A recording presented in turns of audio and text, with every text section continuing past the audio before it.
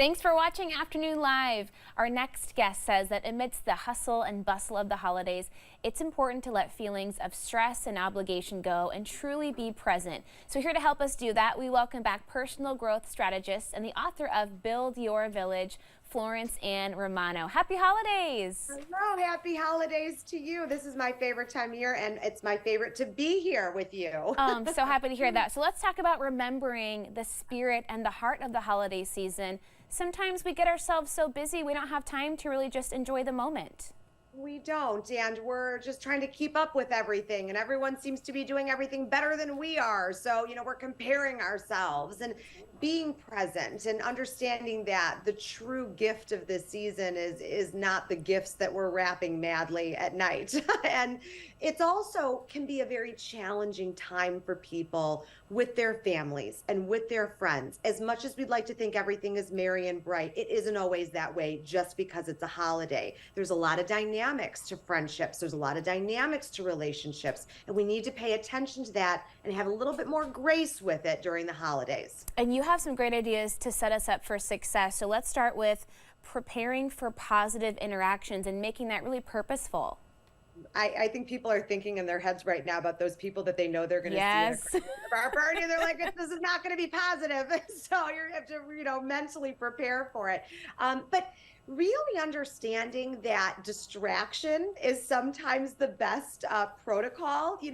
Instead of getting into maybe religious or political conversations that could, set the switch in the wrong direction, you're going to maybe play a game or, control the conversation with certain talking points. It's your house, your rules. You can decide and create that ambiance and that energy that you want in your home.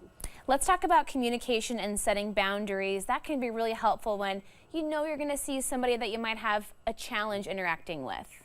Boundaries tend to be a difficult word for people to say because as soon as you say boundaries, someone's like, whoa, wait, hold on. They get defensive. What did I do wrong that you're using that word with me?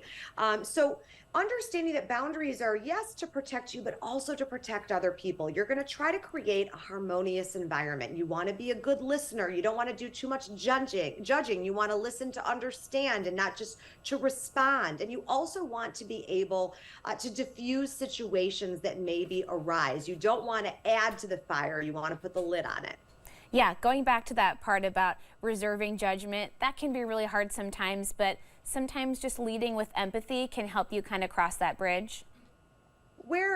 Where is empathy not a part of the conversation, I would say? Generally, that's a good rule of thumb, empathy and acceptance. There's a lot of emotions that come up during the holidays, and I want people to understand that sometimes this can be the most painful time of year. You don't know what challenges people have. You don't know if they've just lost a father, a mother, a sibling, or what's going on in their personal life. It's the first holiday they're spending without someone they love. That could cause them to behave and react in ways that maybe they're not used to. So again, having grace for people, not knowing the battles that they're facing. That's part of the empathy and the acceptance too of the holidays. Okay, and let's talk about letting go of grudges. Also a tough one, but also the thing where empathy could help us too. Well, let me give you my definition of forgiveness. I use this all the time. Forgiveness is giving up the hope that the past could be any different. It's not my quote. It's from Oprah long ago. And I love it just because it's a great gateway. If you subscribe to that philosophy, then there's a way that you can forgive. There's a way you can move on. But I want to put it out there. Just because you let go of something, forgiveness does not mean access. You can decide on how deep that relationship is and what those boundaries are. But letting go doesn't mean necessarily that it's forgotten and you're going to go back to the place that you were before. You can create that new relationship for yourself. And keep yourself protected and make sure you don't fall into the same trap again. Okay, the simplest thing of all, just being present. It sounds simple, but it's so tough. How can we set ourselves up to just be there and enjoy the moment? Start saying no. Start saying no to every single thing that comes your way, every single invitation, every single obligation. Maybe what you need is a night home just cuddling with your loved ones, and you're just going to throw on a really good feel-good movie. And you're going to say no to those 4 holiday parties that you were supposed to go to. Saying no is part of this being present, and also not comparing yourself to what everyone else is doing. You may think everything else looks magical compared to what I'm doing. You know your family, you know your children. Do what is going to bring them joy and you joy, and don't worry about what's going on the outside. Which is a perfect segue into relieving parental pressure. We don't have to be perfect. We're all just doing our best right now.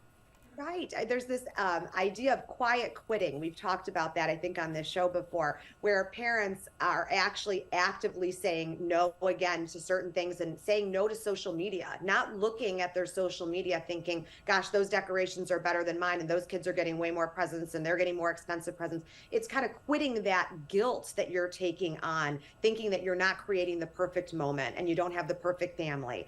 And I think that's a really important part of this puzzle here, is that you're not allowing that to take up space in your mind and your heart, because what you should be doing this holiday is concentrating on the moments. Yeah, and you mentioned earlier giving others grace in difficult moments, and we can give ourselves that grace too. Wouldn't that be great? That would be a great New Year's resolution for all of us, to give ourselves a lot more grace, going into 2024. I love it. That's a great place to start. Thank you so much for spending some time with us today. Happy holidays. No, same to you. Thank you so much. The book again is Build Your Village, and we'll have more information about the book and Florence Ann on our website at katu.com.